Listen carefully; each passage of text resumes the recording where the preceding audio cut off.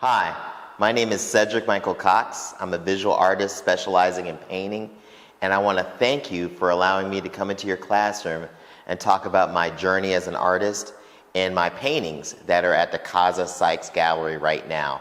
But because of the pandemic and because I have a show currently at Casa Sykes Gallery, I thought it'd be wonderful if you guys would come and visit me virtually in the gallery and see the works that are spanning a 20-year career, my first 20 years as an artist.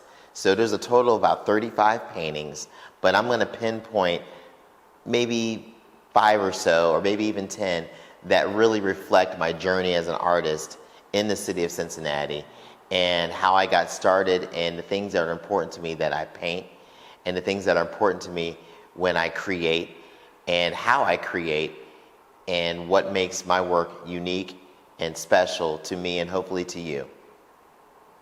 Thank you.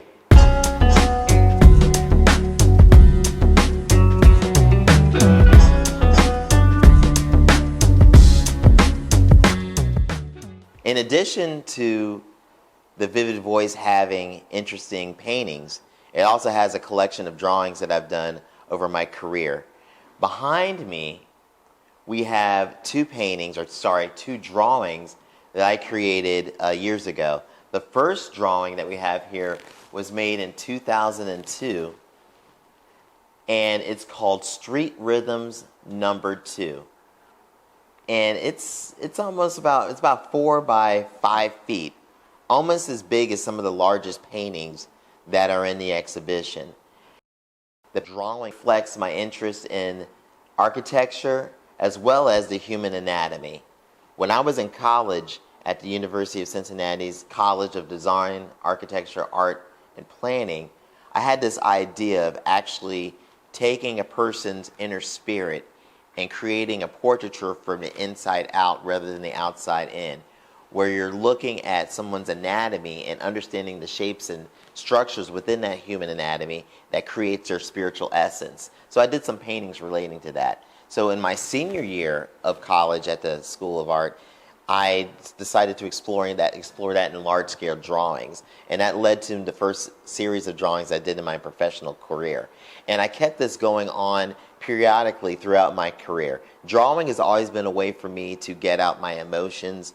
It's always been a way for me to understand what I'm actually creating. I studied painting for a long time when I was at the university, but it wasn't until I started drawing my forms and not allowing color to kind of describe my forms and let the forms describe themselves by me drawing it out with my pencil that I really started understanding what I'm doing and what I'm about.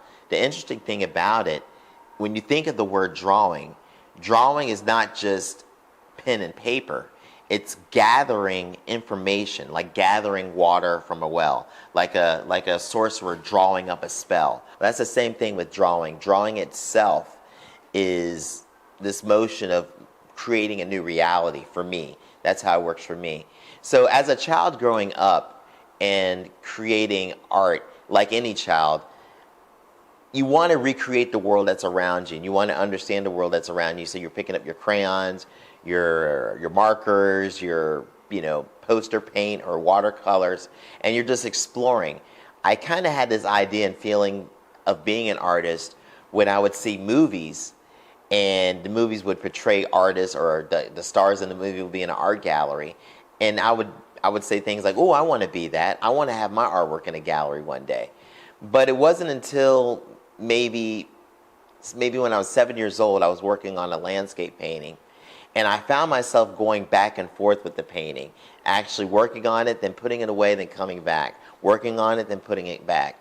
Then I really started understanding the discipline of putting childish things aside, if you will, and actually focusing my attentions towards the creative process. I have a little drawing here I want to show to you. My father, for the exhibition at Casa Sykes, decided to loan the gallery this piece that I did, I think, in the 3rd grade. I mentioned my father because I was very fortunate to have parents, loving parents, who always encouraged me to explore the arts, always encouraged me to consider the arts, and always encouraged me to just be the best I can be. It's more or less, this is what I do, it's not necessarily a job, it's a passion. It's a desire to better myself with this gift that God has given me to just excel at it. I feel like I'm wasting myself if I'm not producing what I'm good at. And I think this is my purpose. So they encourage that, strongly they encourage that. So I'm very honored to have this piece in the exhibition along with my other drawings. It's, you know, the exhibition has graphite drawings as well as, you know, paintings, but this is the only piece that's actually in charcoal, or I think it's pastel. I'm sorry, pastel. But, you know, this passion for arts that started as a kid developed when I started going, you know, of course, taking art classes in high school, but also going to the university, but given also the opportunity to study at the Glasgow School of Art in Scotland, where I really took the time to really investigate who I was as an artist.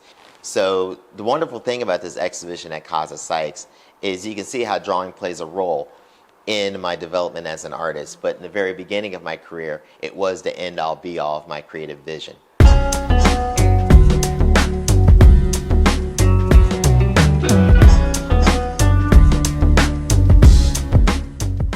This drawing right here is called Visions on Main Street, created in 2007. Similar to the previous drawings we were looking at, I'm exploring the urban environment. This looks very, very street, very urban, very architectural. The other drawings that you were looking at, the drawing I believe was called Street Rhythms #2, had a very anatomical look to my interpretation of the urban environment. This is more literal. It actually has, you can look real closely, you can actually see bricks in between the patterns of what appears to be windows and some musical forms, and what I like to think of as a quilt-like structure. There's an all-over compositional climax, if you will, where parts and shapes are very dense and creating this rhythmic pattern that just takes over the whole picture plane.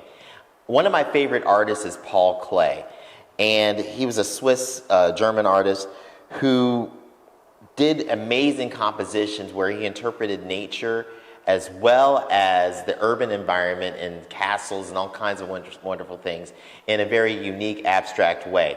So this interpretation of the urban environment led me to create a series of paintings that were exhibited at the Contemporary Art Center, the Weston Art Gallery, and the Carnegie Visual Performing Arts Center in 2010. So those three major exhibitions all happened in 1 year, and I think that was the liftoff of my professional career that got things rolling for me. This painting behind me is called Maya's Green. I'm going to put this down right here. This is another example of the kind of dense cityscape that I was creating. You see, I was born in the suburbs where everything looked the same. So when I moved to Over the Rhine and fell in love with the urban environment and the imperfections of unfinished properties, the cracks in the concrete, it spoke to me in a way that captivated my senses. It made me look closer at some of the things that maybe you would ignore. Because of where I grew up, this is a wonderland of visual information. So Maya's Green, once again, celebrates that infatuation with the urban environment. But if you look at this particular painting, it's not as dense, it's not as confined, it's not as complex maybe as the drawing, or maybe even something that looks like this. This is another piece called Sunrise on Rooftops that has that same dense quality as the previous drawing, but of course it's quite different from Maya's Green, okay? It's another piece that was from that era. But Maya's Green was that painting that actually changed the way I'm thinking about my art and actually changed the way I'm thinking into the future about my work. As I was working on it, I felt like filling up the whole picture plane with this cityscape, but I decided to let things breathe. I decided to let things kind of mellow out. And this led to me getting more into atmospheric abstraction with my artwork. The Taft Museum of Art in 2011 gave me an opportunity to do a lecture about an artist named George Ennis, an American landscape painter. And while studying his paintings and getting prepared for my lecture, I fell in love with his work. I love the fact that even though he painted over 1,000 landscapes throughout his career, how he painted them changed by what he was influenced by. So in his career, he had very heavily detailed artwork that was where you can see every single leaf on the painting. But then at the same time, he started developing a new language of how he wanted to articulate the landscape.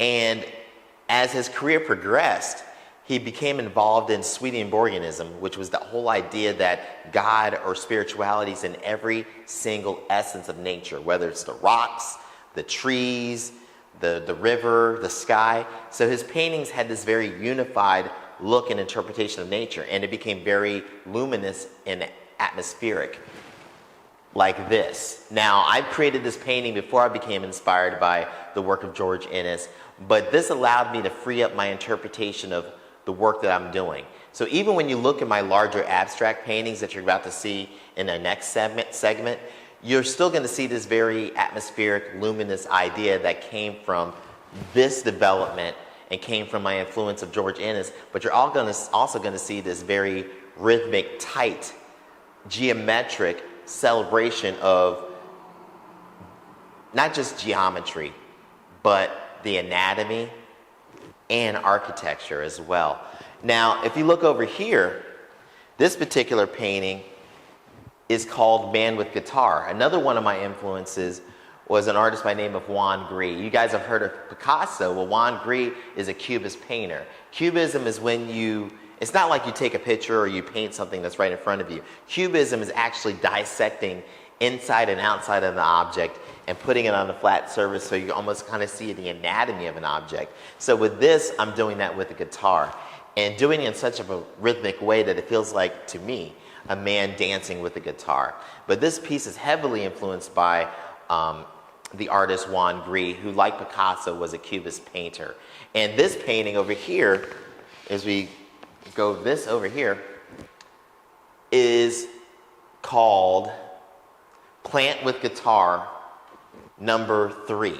So it has the guitar shapes, but also has organic shapes that almost look like plants to me. This piece also was inspired by the work of Juan Gris, okay? And this is an interesting painting I'm going to show to you right now. This painting right here is inspired by Paul Klee and, who we talked about before, George Ennis, and Cezanne, where I took the landscape of a Cezanne painting, combined it with maybe the geometric forms of a Paul Klee painting, and did my own interpretation of nature like a George Ennis painting. So it's 3 of my favorite influences at the time, and this one's called City by the River. So yeah, you can definitely see how other artists have a major influence on me and how an environment has an influence on my art as well.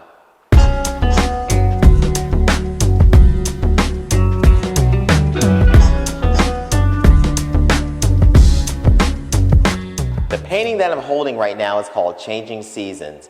And this painting was heavily inspired by this project that I started late last year in 2019, which I'm still working on right now.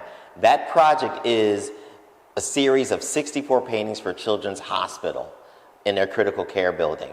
So what I did was I worked with 5 local schools in the Cincinnati area, and I designed 12 designs that I made 5 to 6 different variations of, which equaled out to 64 paintings in total.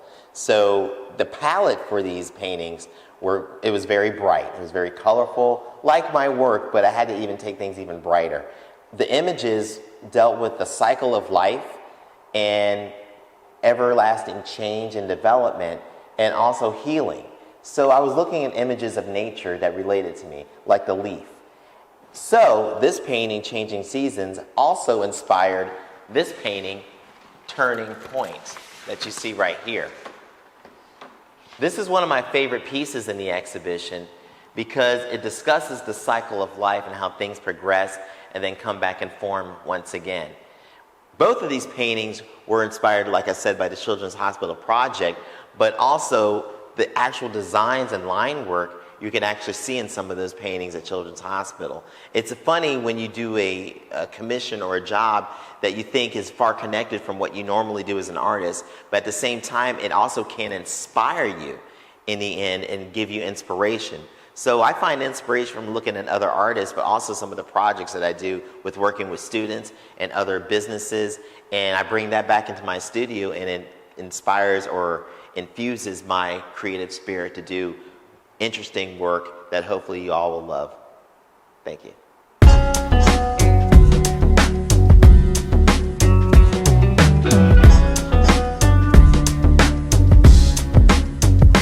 This painting right here is called Duncanson's Delight. One of the paintings that was featured in my exhibition at the Taft Museum of Art called Color and Rhythm. That exhibition happened in 2017, and it was a wonderful experience that allowed me to show and share with the audiences my diverse interest in various subject matters. The exhibition featured paintings that were based around the still lifes at the Taft Museum of Art. It showed my interest in some of the Asian pottery and ceramics that was at the Taft Museum of Art. It also showed my interest in landscape with the Robert S. Duncanson painting, and also showed my interest in historical renowned artists like William Turner, who did the painting called Europa and the Bull. And also Monticello's Garden Party, which led to me doing this painting called Frolic in the Forest. So my show at the Taft Museum of Art was, like I said before, a chance for me to highlight my ability to dance around different subject matters, whether it be figurative arts, the still life or landscape, but also allowed me to show the audiences that I can take my abstract vision and interpretation of what I do as an artist and translate it in various themes that expand my audience and expand people's interpretation of who I am and how they interpret my art. So it was a wonderful opportunity, like the opportunity I had to share my work with you. And I want to thank the Taft Museum for giving me that opportunity, because it led to me doing a painting like this, which is called Reflecting by the River. I don't think I'd be making this painting if I didn't have the Taft Museum's opportunity to work on the exhibition called Color and Rhythm, because there's certain elements in this particular painting that share some of the attributes that were going on in those paintings that I did for the Taft Museum. But this is, of course, a new painting. This was created late in 2019, and I still worked on it until 2020. This painting, of course, features a still life of a vase on a table on a balcony, but it has a very somber, sad, and joyful at the same time reflection of life. There's a stained glass window, which some people have interpreted as an actual painting of mine. And of course, you have this beautiful mythical tree, which to me symbolizes knowledge and life, and it's kind of a heroic or iconic spiritual symbol of nature and of ever continuing life. So this is called Reflecting by the River. And it's actually one of my favorite paintings in the exhibition. One of my favorite, but I'm going to show you my favorite.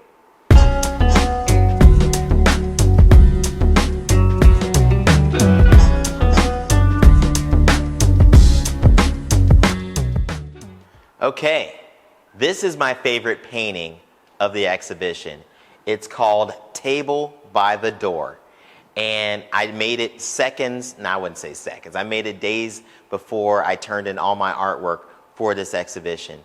And it's a fun painting. It's one of those still life inspired works of art inspired by Dutch still life painting. I'm not a Dutch realist painter, but I try my best. But I bring a new flavor to it, I think. I bring this abstract, whimsical vibe that is in all of my paintings into the floral piece itself.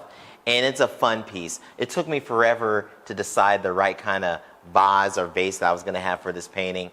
And it took me forever to decide what color table I was going to have. So when I first started this painting, I started off with this gray background over everything. And if you actually were here in the gallery, you actually see this gray background over the whole entire canvas. And then I started creating this dark gray panel and this kind of semi-light gray panel. and these shadows cast by the door from the floor and light coming in from the floor, and of course finally the table.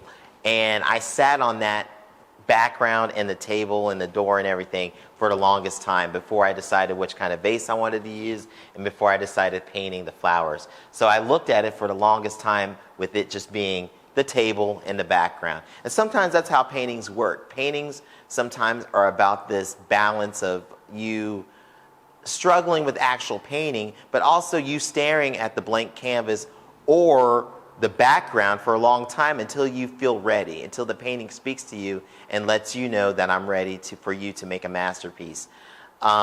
It changes every time. Some paintings you just walk up to and just start painting and things just start happening. Some paintings you have to draw it out and plan it out. And some paintings just maybe don't happen and you just paint over them. But in this case, I think a little bit of everything happened. And in the end, I created a painting that I'm very fond of and that I love. And I want to do more like this. So if we were to look at this exhibition and say, you've seen my past, you've seen what I was up to this year, where's my future? I think this kind of work is a part of my future. Not just the whole idea of still lifes, but working within interior spaces that look real and look like you can come up and touch and that you want to be in. So, so you can take a painting like this home with you. Thank you. I was not telling you the truth. Actually, this is my favorite painting in the exhibition. Like I said, painting can sometimes be a struggle, a push and pull between the foreground and the background, trying to get your best interpretation of what you're trying to bring across to the audience and more importantly to you as an artist. This painting went through various stages where I did not know what I was going to do, where I felt like painting over it and giving up and calling it a day and starting something new. But I kept on working on it. I kept on pushing it through. I had a plan. It didn't work out. But in the end, it did work out because I kept pushing.